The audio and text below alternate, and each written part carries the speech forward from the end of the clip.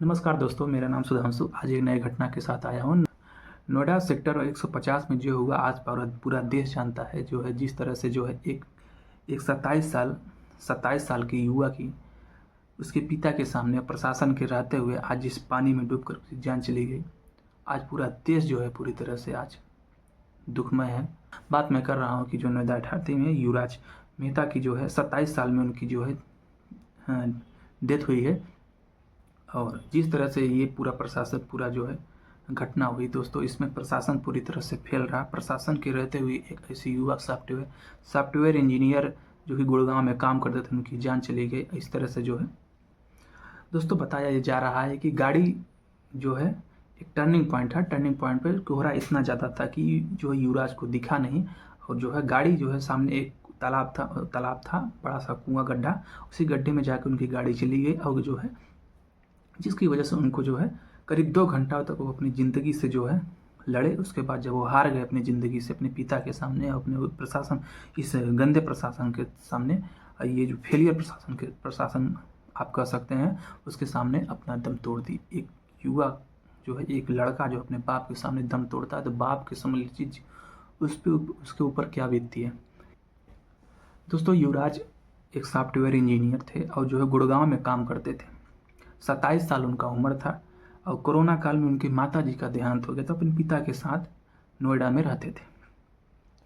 और नोएडा उत्तर प्रदेश का एक विकसित एरिया माना जाता है, जहाँ पर सारी चीज़ें जो है एकदम टॉप क्लास की होती है। हम लोग दिखा दिए कि हमारे देश में अगर कोई आपातकाल पड़ जा रहा है, एक व्यक्ति की जान जा सकती है, लेकिन हमारे देश में जो है कोई सिस्टम जो है पूरी तरह से एक व्यक्ति की जान नहीं बचा सकती है। ये चीज़ हम लोग दिखा दी अपने देश कि हमारे देश में एक ऐसी व्यवस्था नहीं बन पाई उसकी एक व्यक्ति की जान बचाई जा सके, और एक व्यक्ति की जान चली गई सिस्टम के फेलियर की वजह से।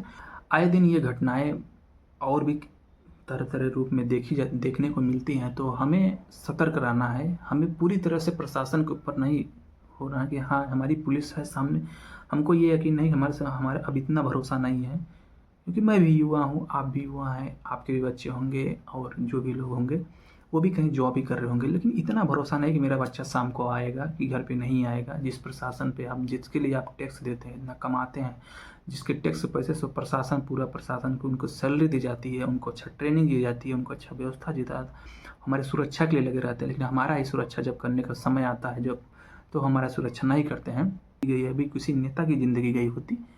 तो दोस्तों, एड़ी से लेकर के चोटी तक पूरा जो है जोर लगा दिया जाता है और उस नेता के बच्चों को जान बचा। लेकिन एक युवराज जैसे इंजीनियर जब उनकी मौत होती है तो आज पूरा प्रशासन फेल हो जाता है। आज पूरा देश जो है पूरी तरह से चीज़ का जवाब मांग रहा है, लेकिन जवाब देने के लिए कोई जिम्मेदारी ले ही नहीं रहा। ना तो वहाँ के डीएम ले रहे हैं, ना तो आला अधिकारी ले रहे हैं, ना तो वहाँ के जो है सांसद ले रहे हैं, ना तो वहाँ के विधायक ले रहे हैं। दोस्तों, जब हमें कोई समस्या होती है तो हमको सबसे ज़्यादा जो भरोसेमंद होता है वो होता है कि प्रशासन। अगर मेरे साथ कुछ भी गलत हो रहा है, मुझे ये भरोसा है कि प्रशासन मुझे बचाएगा।